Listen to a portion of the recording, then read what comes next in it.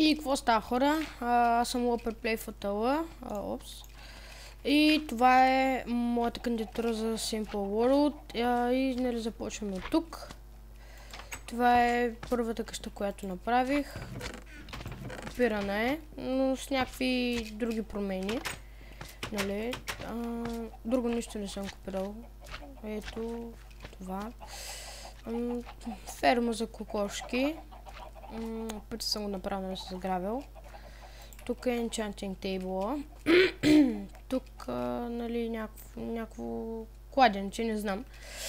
И най-якото според мен замъкът. Ето, направил съм го с тук, как се наричаха това, прозорци, не знам. И да. Направил съм го с много такива, защото нали, знам, че Undefined иска всичко нали, да е перфектно. За мен става. Нали? Тук е знамето на България. Съм направил, тук ми се да два честа и лъкове и да стрелям там мобовете. Ако се заиграе, тук нали пак бяло, зелено, червено. По три блокчета. Да. От всяка страна има врата. И второто най-готино нещо според мен е ето тази къщичка. Мен много ме кефи. Това мисля да е... Това го направих така, защото исках да е някакво отделение за печки или не знам. Някакво такова много ме изкефи от начало, като сложих тия блокове. И да, долу сложих крафтинг тейбъл, нали, защото оцеляване, все пак. Чакайте малко само.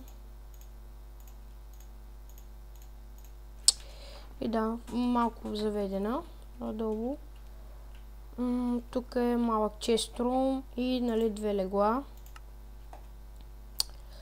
Мисля, че изглежда готино отдолу. Не знам, вие трябва да прецените, не аз. И тук съм направила с факли си едно нещо гори, нали? Широм нещо такова, нямам си една идея. И това е гората, която направих. И няма много постройки, нали? Но не знам. Аз искам да играя в този сервер и затова направих кандидатурата, нали, за Simple World. И с нощ сигурно 1-2 часа съм се стоял, нали, да строя само този замък. И това нещо тук, кладенче. И да. Това беше от мен, хора. Лайк. Коментирайте, там харесайте клипа и чао!